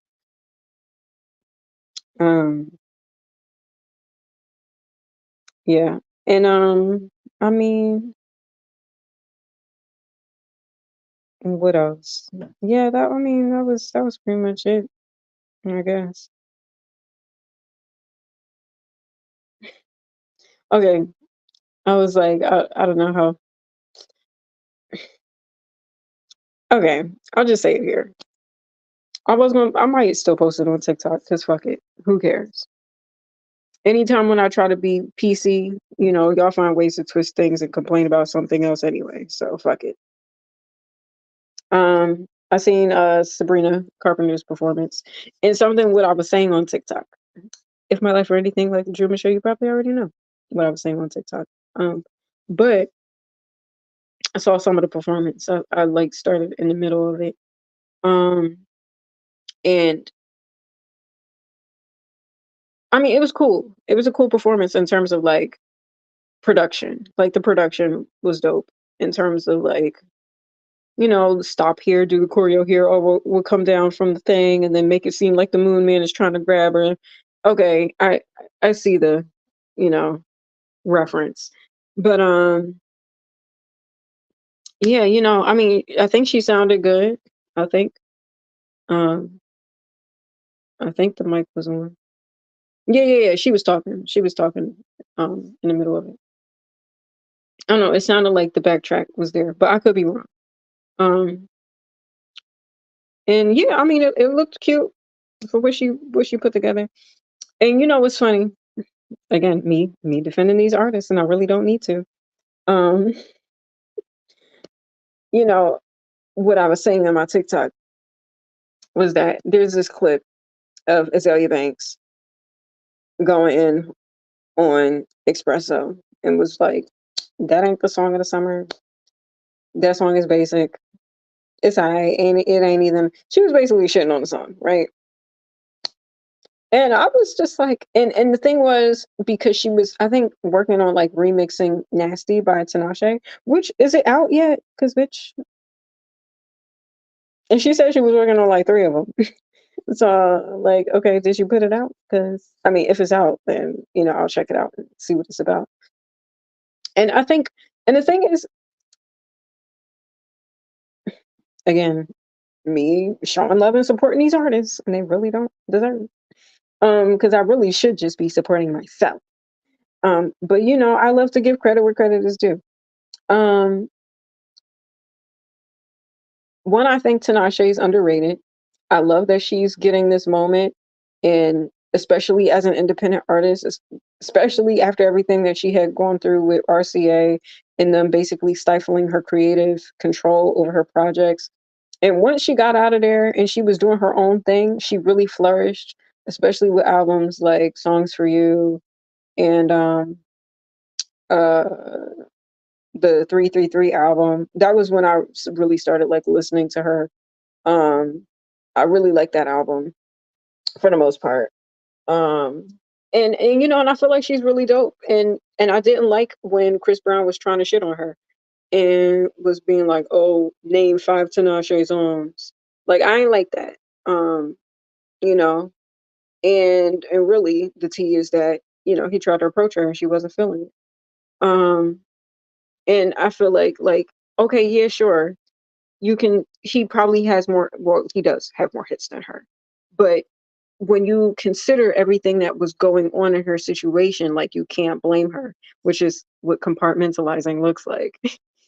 you know so you can be on the outside looking in like, oh, her songs is whack, she not a big artist like Chris Brown. But when you understand that she was on the label that is known to stifle some of their artists, and when certain albums that she was putting out, they were trying to tell her what to do and try to control her creativity, and it just wasn't hitting like it could have, and they weren't probably promoting her like they could have. So it's like, again, understanding the behind the scenes mechanics of what's happening, and knowing it's like, okay, it's easy to be like, oh, you not up where I'm at.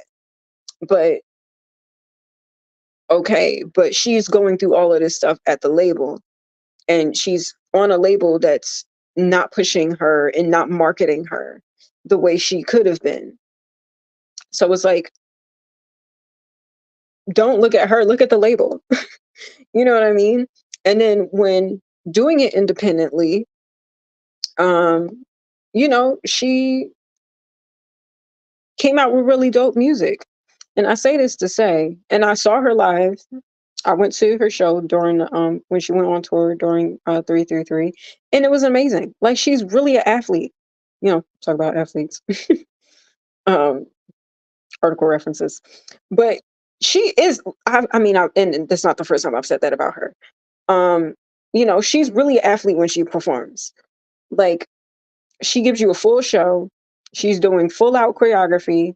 The mic is on. She's singing throughout the show. Now, she's not my favorite vocalist, but I respect her as a songwriter, and the fact that she writes her songs, and she's a dope performer, and she has good music. Like, the music is solid. So, whatever. Um, and she puts on a great show. Like, she's a great performer. And I love that she's having this moment with, I've been a nasty girl. Even though it's not my favorite song of hers, I feel like she got better songs than that. But it blew up, and it blew up while she's independent, and she's getting success for it. And she's an Aquarius. So, naturally I'm going to support, even though, I really should just be supporting myself. And so, with all that said, I say this because Azalea Banks was basically saying, like, Nasty is the song of the summer. Tinashe is that girl. She's one of the best pop girlies, and I agree with that. Um, and is better than all of these other white girls that's out here. She didn't say it like that, but that's basically what she was getting at. Like, she was like, fuck Brett, fuck Espresso, fuck all of these other girls with these basic songs. Like, you know, Nasty is the bop. Now, again, I ain't got no reason to defend these people. Bright was a dope album. And I don't really listen to Charlie XCX like that. I mean, I've heard some of the songs that's popular. And when I was working at the mall, and they would play a lot of her, older songs on the in the mall and shit like that. But I actually took the time to listen to Brett. And because I heard about, like, the whole marketing plan and all that, and I respect the hustle that she put into really promoting her album and doing the performance, and then having Julia Fox perform, and doing the whole like Brett Wall thing. Like I felt like all of that was really dope, and I'm pretty sure she probably invested in that herself. You know, so and there's bops on Brett. Like I'm not like we're not gonna like Brett has bops. You know what I mean? Um, and again, I don't need to defend these artists, but I'm just saying, like, I will give credit where credit is due. Um, and I think Espresso is a bop of a song. I think Espresso is a really good song. I think the melody is dope. The play on words is clever. And the video is cute too. Like the aesthetics of the video is dope with the blue and the orange and all of that, and like the color grade and how it's filmed. I think it's dope. The song. I'm not crazy about the Please Please Please song. It's alright. It's okay. Um, yeah, it's alright. Um, but whatever, not that my opinion matters, but y'all gonna listen anyway. Um, and so when I seen that post about Azalea, or what Azalea was saying, I was like, all right, come on now. Like Espresso is a good song. Like, and mind you, and the thing is, I'm here for like, cheering on the underdog, and hoping that they get success. So like I support the whole thing about like her really trying to like shine a light on the fact that Tinashe is really talented and she should be one of the main pop girls, because she should be. She's really talented, she's a dope performer, and I felt like her BET performance didn't do justice like it could have. I feel like it wasn't the best song for her to perform, but she's a dope performer, and I wish she'd have just been able to perform her own song. um, and did she perform at the VMAs? She should have been able to perform at the VMAs because she had a big moment this year. And was Victoria Monet there? Did she perform? Because they tried to play her last year, and it was like, oh, you're not big enough to perform, and then got all them Grammy nominations. So, but and again, I don't need to support these people, but I will say when talent is there, then I'll highlight the talent. Um, But anyway, my point, saying all of this to say, I was like, in my mind, I was like, damn, Azalea, like, let's not act like Espresso isn't about, because it is. Like, it's a dope record. Like, melodically, it's a fun song, and it is a good summer upbeat record. Now, my point in all this. So, watching the performance at the VMAs. And again, like I said, I'm not crazy about the Please Please Please song. It's okay. Um but I do like that the Espresso record. And like the performance was all right. It was a lot with the production, and the outfit was cute, the hair was nice. Um but a Please record that is pretty dope is a song that I wrote and performed when I was in a group called Down to Mars, which just so happens to look very similar to the aesthetics of that performance, but whatever. Um because, and I say this to say, because sometimes little artists where, what it appears that one person is watching your live stream, that one person could be somebody in the industry, like, oh, look at this artist and look at this aesthetic. This is actually really dope. Look at what they're doing with a limited budget. Now we have a full budget. Let's steal this idea and amplify it. I'm just saying that happens. And I'm just saying, like, literally, there's a video on my threads where this guy had a song on SoundCloud, and Drake literally copied it word for word, bar for bar. And and I don't know how many followers he got, but I'm pretty sure he don't got the same number of followers as Drake. Now I say this to say, you know, you should check out Please. Um, that's written and sung by me. Um,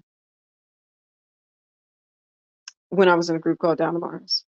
And it's on SoundCloud. So if you look me up, on SoundCloud. Narice, spelled like this. Um,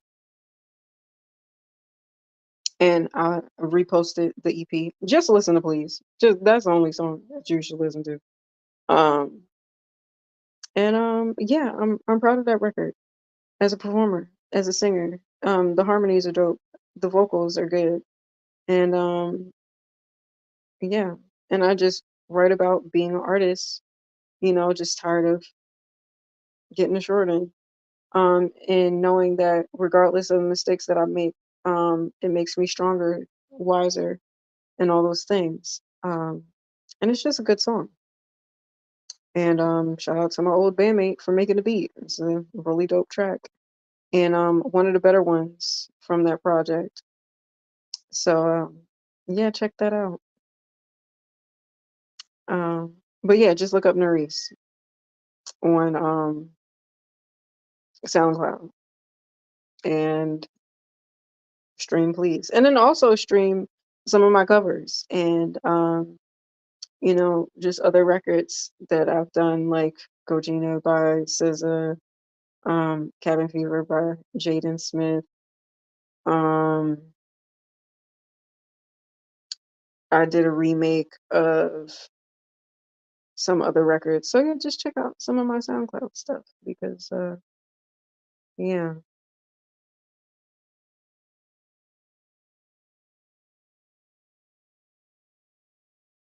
but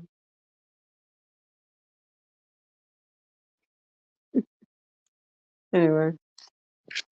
Um, so yeah, I think that's all my opinions about the VMAs. I mean, I gotta go back and like rewatch some of the performances and yeah, because I didn't see all of them. Oh yeah, Katy Perry performed. Katy Perry.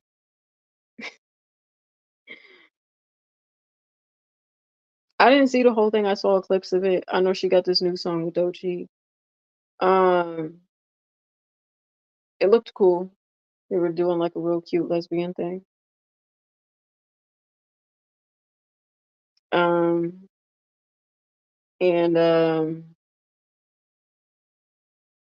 yeah, and what is that like a sample of Gypsy Woman by Crystal Waters? Um, yeah. And then what else? What else was there? She did a medley of her hits, which I feel like are usually dope to do at this stage in your career when, like, you've already amassed success. And say you might be putting out new music and it might not hit, or it might be a little controversial or whatever. I feel like performances are dope because it reminds people of, like, bitch, I'm iconic. You know, like, don't forget, bitch, I am iconic. Okay. And let's not act like I didn't have the soundtrack to your teenage dreams. And, and that album was amazing. Um, and I'm not a Katy Perry fan, but I do really like her songs. Um, and yeah, it's nostalgic. And I didn't watch the full performance, but the stage with the like the curve stage, it reminded me of Nicki Minaj's stage. Even though it looks different, it was lighter, it was different, but like the whole like standing on a heel type thing, reminded me of Nicki's performance last year. But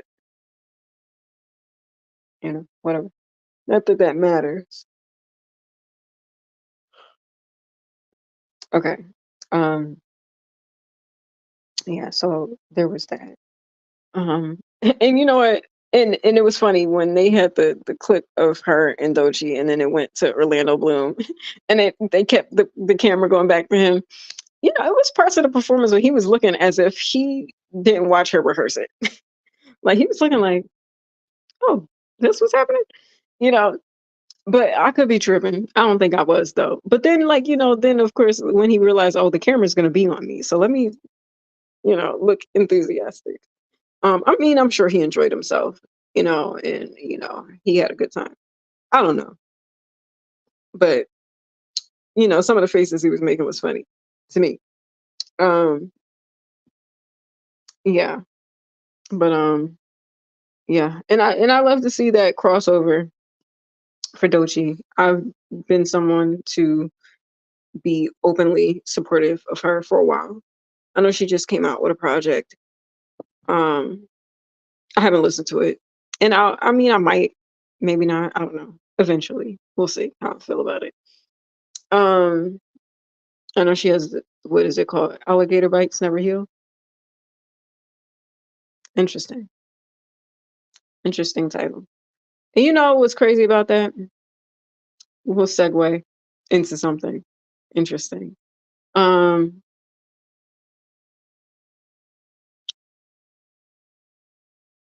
I was looking at this post earlier today about this girl on TikTok that was like, "Come pick cotton with me," and then people in the comments were like, "What's going on? Oh my god, this is crazy. Why would you say this?"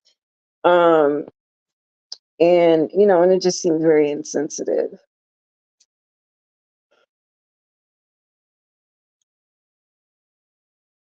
And someone in the comments was like, to make light of something that's traumatic is insensitive, and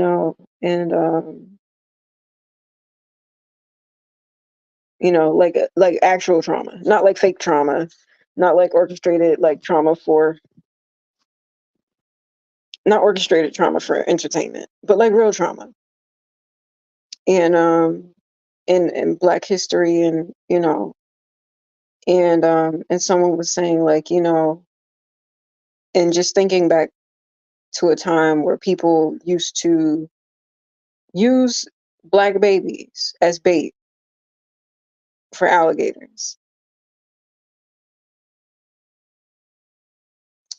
And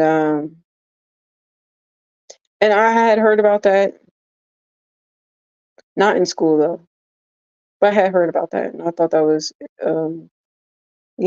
interesting. And I just think about the ways that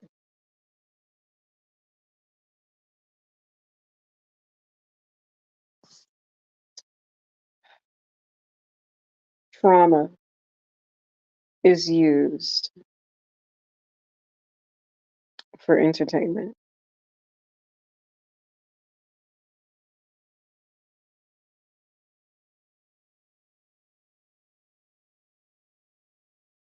And that's all.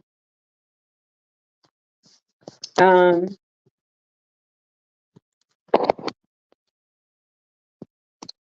yeah, that's all my perspectives and point and opinions at this particular moment in time. Um,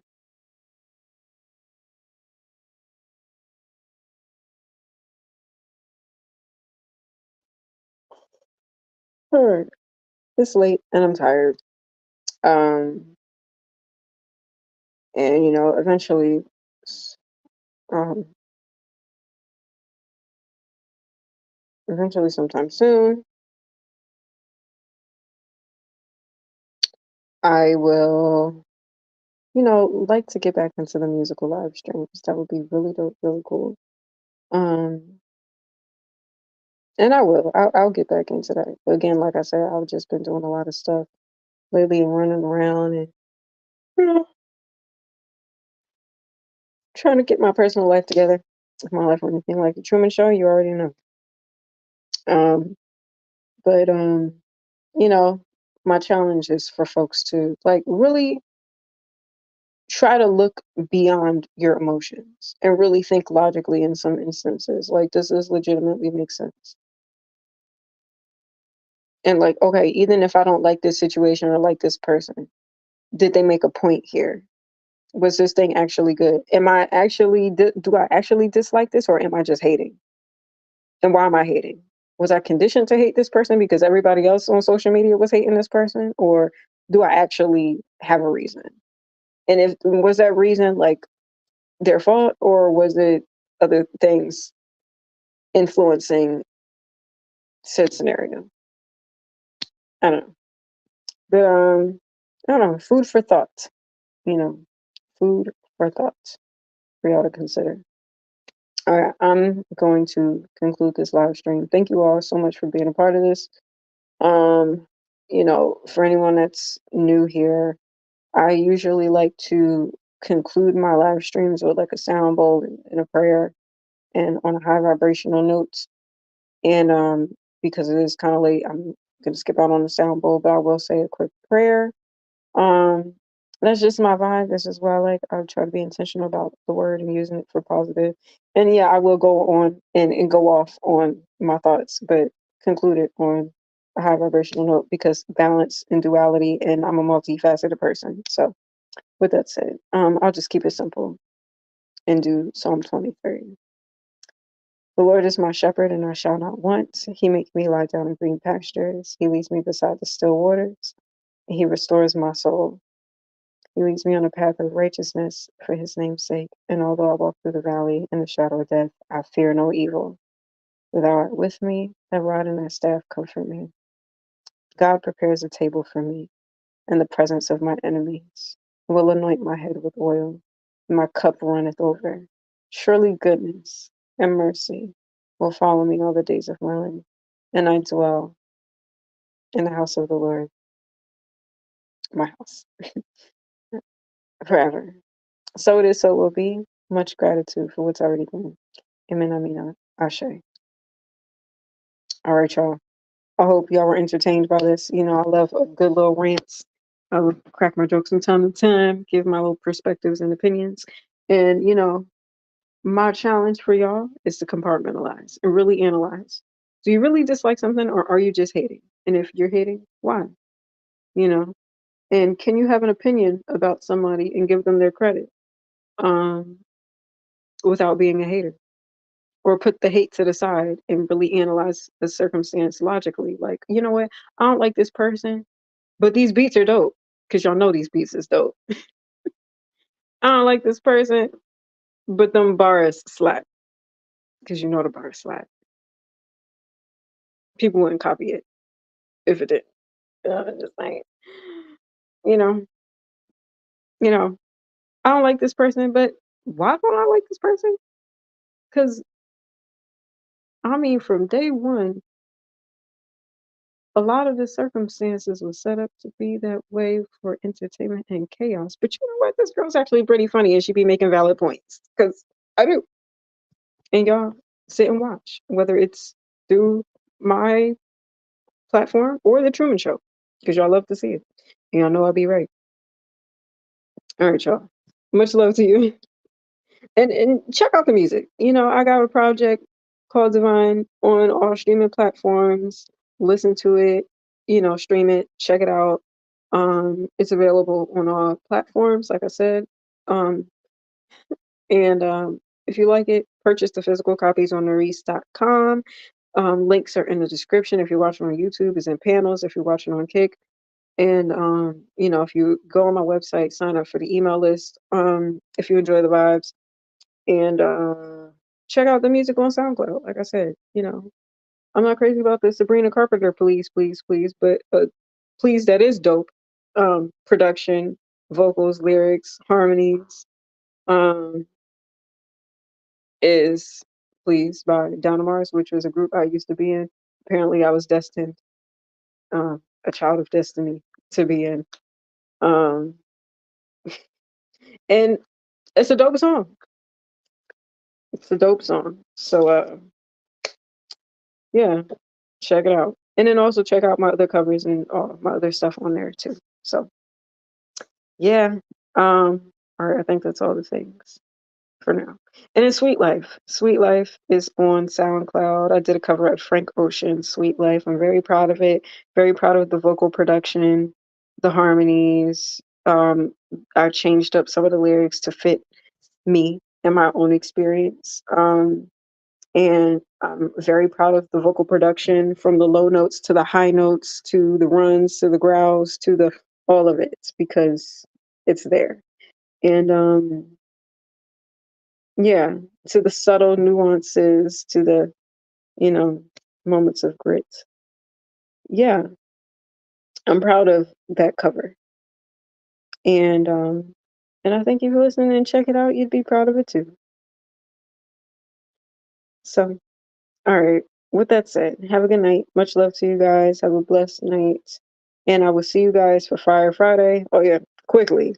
The live streams are Mondays, Wednesdays, and Fridays evenings. I've been starting it late lately, but usually I would start around 7 p.m. Eastern time. 8. I've been starting around like 8 or 9 lately. Tonight was really late because it was the VMAs and I was posting on TikTok. But make sure you follow me on TikTok and my social medias. I got two TikTok accounts. One I talk social media. One is my musical stuff. So follow me there. It's Narisse and then NarisseM, just like it is here with this Cash App link here. So yeah, check that out. And I think that's all the things. All right. Much love to you guys. Good night.